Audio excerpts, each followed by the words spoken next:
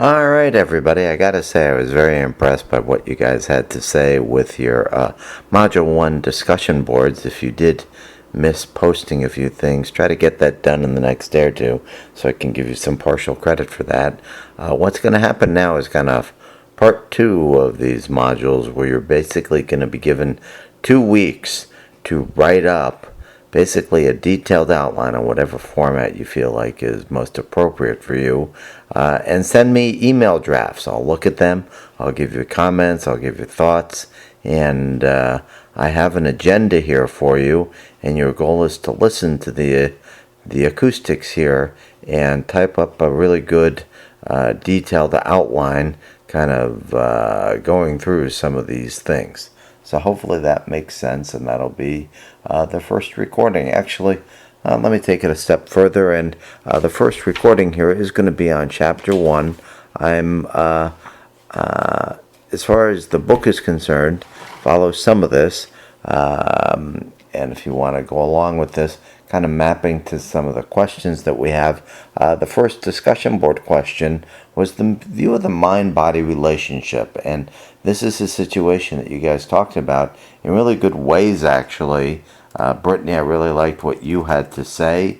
If you want to put this down, that it used to be in 300 years ago, if you were ill, the demons were possessing you, and God was doing this to you, and mind and body were completely separate in this particular way, that it was just evil demons possessing you, and you had to do things to try to help yourself out. That particular position was something called dualism, and a guy named Descartes, Descartes, came up with the position of dualism. Mind and body are completely separate. The biomedical model kind of follows this idea that mind and body are completely separate. Doctors and healthcare providers treat the body, and at the same time, the mind, philosophers, religious people, and 300 years ago, there weren't many psychologists. They deal with the mind aspect of things. But now we're in a whole new different realm, and the biomedical model kind of follows that. If you can fix the body, then the mind should heal itself. But now we're into the realm really of much more of a biopsychosocial model, and the term that we frequently use to describe kind of the dualistic nature of things is called monism. In the view of monism, you believe that they're not separate. Mind and body are not separate. And there are two types of positions you can take on this. One type is called type reductionism, where you believe that every physiological state you go through has a biochemical locus of things. And so if you believe this, the idea that everything is controlled biologically and you fix things biologically, it's really almost a biomedical model again. You fix the body and you fix the mind. That's called type reductionism.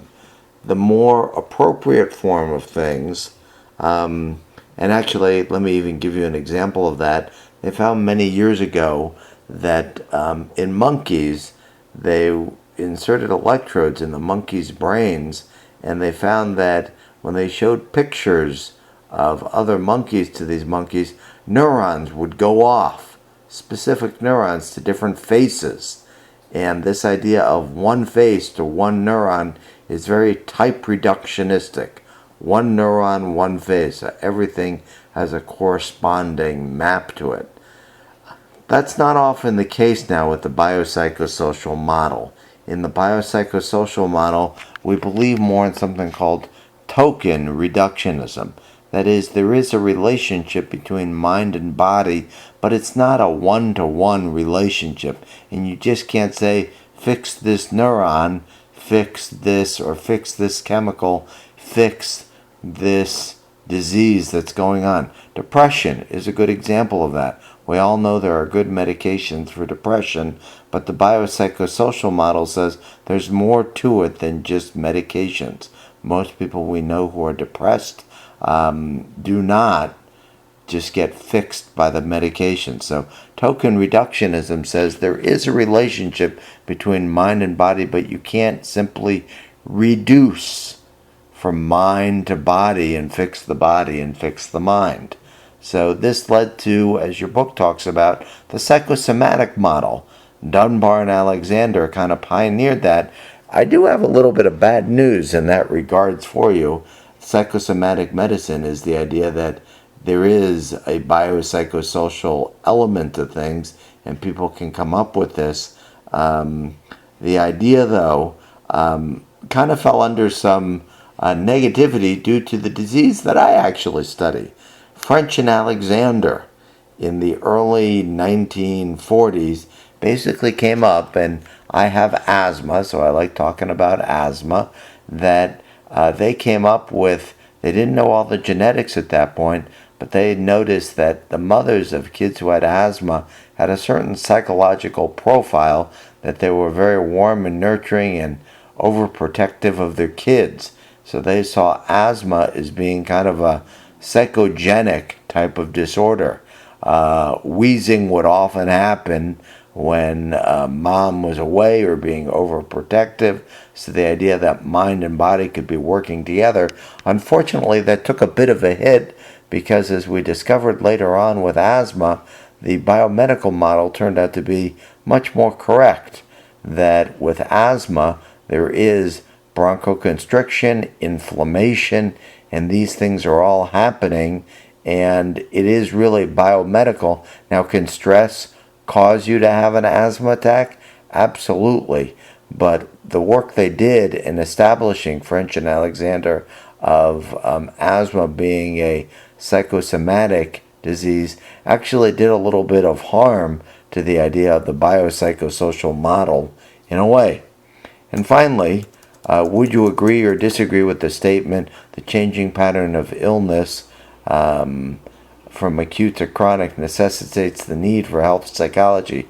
Gerald, I really I really enjoyed the fact that you had some thoughts on this, and I think even one of you had something negative to say about this. Maybe it wasn't this, it was something else. But years ago, preventive services would probably cover a lot of these things, but unfortunately now insurance companies are covering this under the Affordable Care Act, and of course that's debatable whether or not that will continue.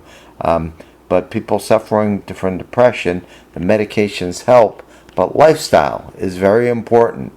What you do to cut things down. The point I have to make for you here, though, is healthcare providers are under such duress because doing things in the psychosocial model, the biopsychosocial model, takes a lot more time and energy, and insurance companies are just money, money, money, money, and they're making it very difficult to have this.